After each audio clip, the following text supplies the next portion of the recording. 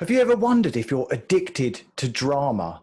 I didn't ever think I was addicted to drama, but it turns out that in some way I absolutely was. I'm Simon Chappell, I'm the Quit Alcohol Coach, and as always, I'm here to help you smash your sobriety. If you enjoy the videos on my channel, hit the subscribe button and the bell notification, and you'll be alerted every time that a new video is uploaded. And if you need more support when it comes to quitting drinking, check out my program at joinbesober.com. You can also pre-order my new book, How to Quit Alcohol in 50 Days, right now on Amazon. I'd love for you to check that out. So I want to talk a bit about drama today. Drama can be addictive. And when you're trying to quit drinking, if you've got a subconscious addiction to drama, you might find it more of a challenge. So I wanted to give you some pointers to show you how to identify if you're addicted to drama. And I want to make sure you understand how to step out of drama when those situations arise. Most people say that they hate drama, but the fact is we often get ourselves wrapped up in it without even realizing it, and we can get hooked on it. And even though we say we hate it, it gives us some sense of excitement, and we can find it a kind of safe place that we keep returning to over and over. And of course, that can make sobriety more of a challenge. At a time when you want to be finding peace and calm in your life, the last thing you need is to be introducing drama, especially if it's self-made drama and it's something that you go looking for. Now, we love excitement. It's something we crave. We want excitement in our lives. And often when we find ourselves bored, we can subconsciously create drama. And of course, when you quit drinking, you will find that you've got more time on your hands, and it can be very easy to fall into boredom. So making sure that you've got plenty of healthy activities to do, things to keep you busy, stuff that gives you real joy in your life is going to alleviate that boredom and prevent you getting caught in the drama trap. So I wanted to just share a little bit about drama before I go through some of the signs that you might be addicted to drama. Essentially, drama is a negative form of excitement. It's a thing we do to provide ourselves with a rush of excitement, and it often happens when we're bored, as I mentioned. And I want to show you something called the drama triangle, which you can see on the screen right now.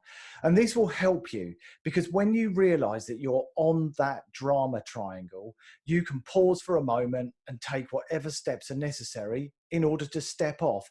And this has helped me greatly. It's enabled me to recognize those times when I've got wrapped up in drama, and then I've just simply paused, recognized what I'm doing, and just stepped out of the situation.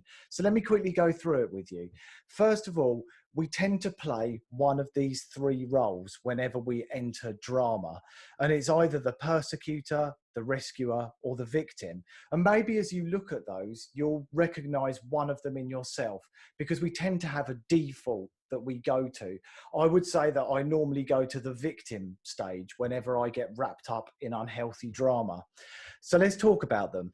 The persecutor can be controlling, critical, angry, authoritative, and kind of superior. So if you notice yourself playing the role of the persecutor, that's a sure sign that you need to step off of the drama triangle. Now, the victim is always to blame. They feel that they're to blame for the situation, and they appear oppressed, powerless, ashamed, and kind of helpless in the situation, and they can find it difficult to make decisions or solve problems. So again, if you recognize yourself playing the victim, that's a sure sign that you need to get out of this triangle, recognize you're on it, step right off. And rescuers, they just need to be needed. You might recognize the rescuer in people that you know. I certainly know that I do. They're always there with a solution, trying to save someone, trying to get somebody out of trouble, come up with the answers, when actually it's often none of their business. They should just get the hell out of there. It's not their situation. But the rescuer is always getting involved and always trying to save other people. And often their advice is unwanted, unneeded and unhelpful. That's not to say always, but be mindful if you're starting to become the rescuer and get involved in drama situations where actually it's better to allow people to work things out for themselves or find more suitable support in any given situation. So try and keep the drama triangle in mind when you feel yourself having strong emotional reactions in any situation. Pause for a moment and ask yourself if you're on that triangle, and then you know it's time to step off. And you can do that quite easily by pausing, and I'm going to give you some more strategies and tactics as I go through some of the common signs of somebody who's hooked on drama. And I didn't even realize that I was doing this, but I was creating drama. Every time my life became peaceful and stable, I would throw a grenade into it and set something off so that there was some excitement and there was some drama. So the first thing to look out for is if you're really critical of other people. Maybe you pass judgment on others, you look down on other people, but you find yourself generally criticizing and putting people down and talking behind their backs about them. That's a sure sign that you're addicted to drama, addicted to kind of stirring things up and creating unhealthy situations. And some of this might sting when you hear it and you think, wow, yeah, I do that. But this isn't going to be sugar coated. It's more important to become aware and start to realize that. And you might have heard the catchphrase that I say that when you're aware, you're halfway there. And so much of this is about becoming aware of a certain behavior and then taking steps to change. So don't feel upset if you recognize some of these behaviors in yourself. Actually see it that you've shone a light on it and now you can do something to make a positive change and to become the best version of you. But look out for when you're overly critical of other people, other places, situations, whatever it might be. If you find yourself very quick to cast judgment, that's a sign that you may well be addicted to drama. Another sign is when you're easily drawn into arguments. If you find yourself getting into conflict and arguments really easily, that's a strong sign that you're hooked on drama. And these can destroy relationships. When you notice yourself doing that, identify where you are on the drama triangle, pause, take a breath, and just step right out of the situation. Sometimes you need to be the bigger person and just walk away from it. Often that level of conflict doesn't have any positive outcome. It's far better just to pause, walk away and do something else instead. Another sign to look out for is if you find yourself gossiping a lot. Maybe at work you like to gossip around the water cooler, or you gossip with friends when you socialize. Now, gossiping's okay to a degree. It's part of what makes the world go round, talking about what's been going on in the lives of other people and in the wider picture of the world as a whole. But if we find ourselves gossiping a lot of the time and it becomes our go-to, that can be damaging and it can be unhealthy. It can also destroy relationships. If you find yourself pointing out imperfections, shortcomings, and failures in other people, that's when you know that it's gotten kind of unhealthy, and it can be damaging to your friendships and your relationships in general. So take a moment to watch out for that. And if you find yourself doing it, as I say, just pause, reflect. Am I on that triangle? What role am I playing? And just step out of that situation. Once again, when you're aware, you're halfway there.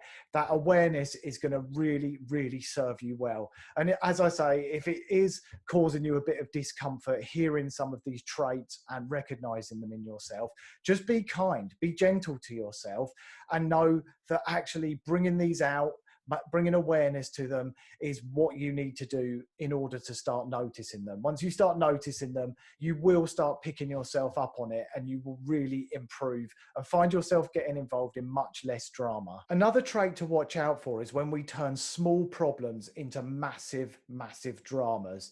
So it might be a small complaint at the local store and you blow it up into a huge argument with the owner of the store.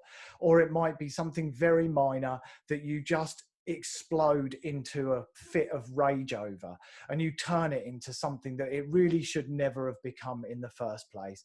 That's a sure sign that you're probably making drama when you really don't need to. Life is always going to throw up problems, but knowing how to deal with them properly and knowing how to manage your response is critical. So just take a look at yourself when you find yourself having an emotional reaction to something and you feel that you're turning a minor problem into a huge issue when actually it doesn't need that level of response. Creating drama about small problems is going to cause you stress. You don't need to invite that into your life, and you definitely don't need to be causing it.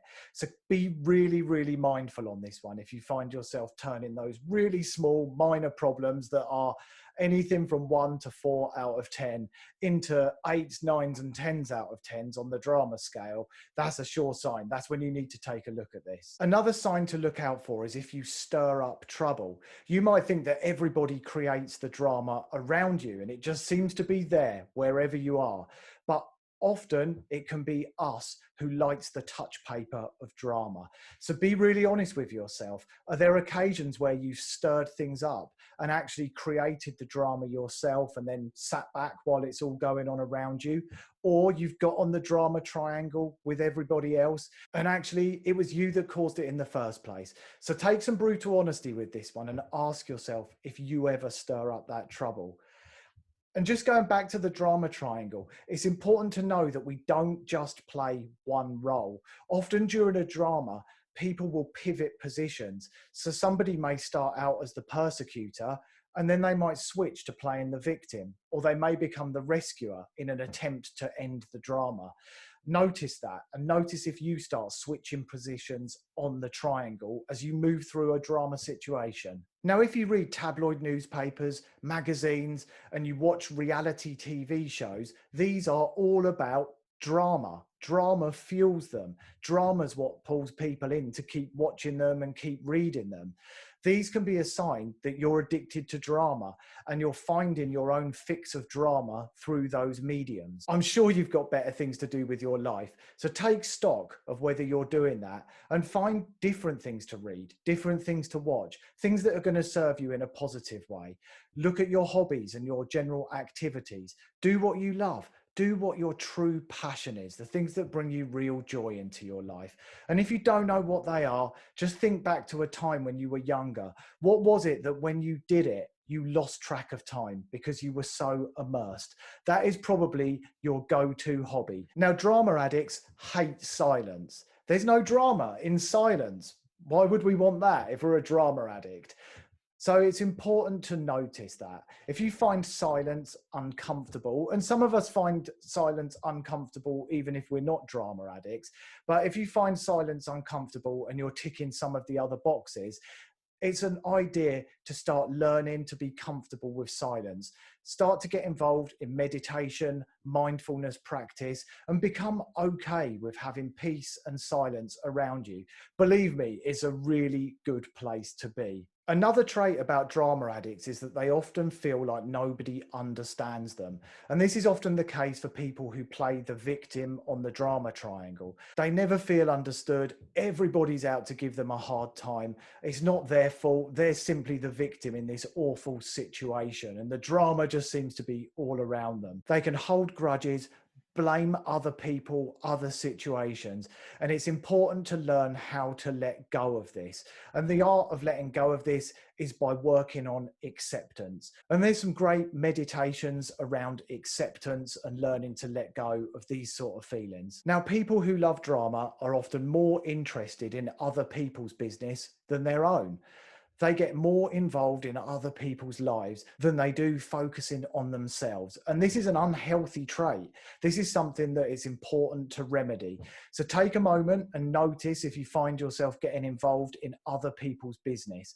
And it's important to recognize whose business you're in whenever you're in a situation, maybe a conflict, maybe a drama. And actually ask yourself that question: whose business am I in right now? Is it mine or is it somebody else's? Are you focusing on your your life, or are you focusing on somebody else? When you learn whose business you're in, you can quite easily pause for a moment and step right off that drama triangle. And often this is something that leads to igniting the touch paper of drama. So recognizing this can be an excellent way to prevent lots of drama in your life. All the time that we're focusing on drama, our life is going to be a roller coaster. It prevents us from turning inwards and looking at our own lives, looking at ourselves and working on ourselves, because we're so busy caught in the drama trap. It really is important, especially if you're trying to quit drinking, that you learn to recognize the traits of drama and learn how to step off that drama triangle whenever you find yourself on it. And that drama triangle applies to just about any kind of conflict, and it will serve you really well. You might want to Google it and put a picture on your phone so you've got that drama triangle with you at all times if you're recognizing some of these traits or noticing that you might play the victim, persecutor, or rescuer on occasion. As I've said, awareness is absolutely key in all of this, but so is learning where this behavior is coming from. Try and reflect. When you become aware of it, you can pause, you can step out of the situation, but afterwards, if you've got a journal, it will really help you. You can then write down what happened and start to explore it. A bit like a detective investigating a crime scene. Understand where it came from, what drove it. Maybe something triggered you, possibly a behavior from somebody that was along the lines of something that happened in your past. Often as a child, it might be something that your mother or father used to do. Maybe somebody was critical, judgmental. They didn't listen to you. They didn't give you the time. They talked over you. They can all be triggers, and they can often be a reason why we then start drama, because we just want to escalate the situation. We're not in control of our emotions. Our inner child has taken over. So it's not just boredom that brings about drama. It's also when we have these inner child reactions and we feel the need to escalate things because it's not the adult version of us that's in control. It's the inner child. It's like a 6 or 7-year-old child getting involved in an argument, and it knows no better than to create a massive drama. And if you had drama around you when you're a child, that's another likely sign that you might be drawn towards drama and think that drama is actually a useful tool, when in fact it's not. Because learning to live with peace and some boredom in your life and calm as well is a wonderful thing. When you can get comfortable with that, you'll find that it allows you to actually relax and let go of a lot of stress, anxiety, and friction and tension that can be around you. And it tends to follow whenever drama's there. So start to look out for these things, start to pay attention. And whenever you recognize yourself on that drama triangle, get off it fast.